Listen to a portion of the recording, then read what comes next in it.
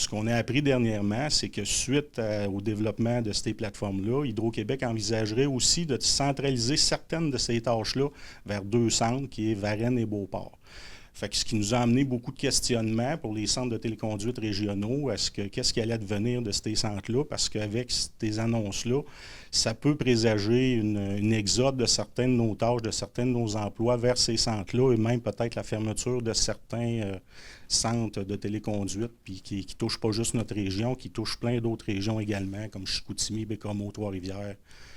Saint-Jérôme, Montréal, Québec. Fait que, tu sais, c'est quelque chose de préoccupant, puis c'est provincial. Monsieur Lambert, le pire, c'est que vous craignez la fermeture de centres comme celui de l'Abitibi-Témiscamingue. Exactement. Si on y va avec une fermeture complète, mettons, de notre centre de téléconduite en région, ça peut représenter 45 emplois au total, autant des gestionnaires, des ingénieurs, des opérateurs CER, des répartiteurs, des techniciens.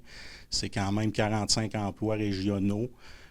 Qui représente une masse salariale de au moins 5 millions, là, ce qui n'est pas rien dans l'économie d'une région. Là. Vous aimeriez avoir des discussions, là, parce que pour le moment, la Société d'État ne vous donne pas de détails.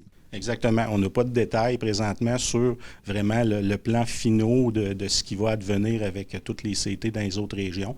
Fait que c'est pour ça qu'on essaye d'avoir des réponses de la Société d'État et d'avoir des discussions avec eux autres. On trouve que c'est un non-sens que dans la dernière campagne électorale de la CAQ, il y annonçait une décentralisation de 5 000 emplois vers les régions, puis on considère que présentement, Hydro-Québec font exactement le contraire. Le CT de Rouyn-Noranda, présentement, on contrôle à peu près 25 % de la production d'électricité du Québec qui transige par le CT de Rouyn-Noranda. Les gens de Rouyn-Noranda connaissent les installations. C'est quelque chose qui fait en sorte que les interventions sont rapides parce qu'ils connaissent le terrain. Quand la panne est en région, d'être beaucoup plus efficace. Fait que nous, on pense que le fait de centraliser là, on risque de perdre cette efficacité-là.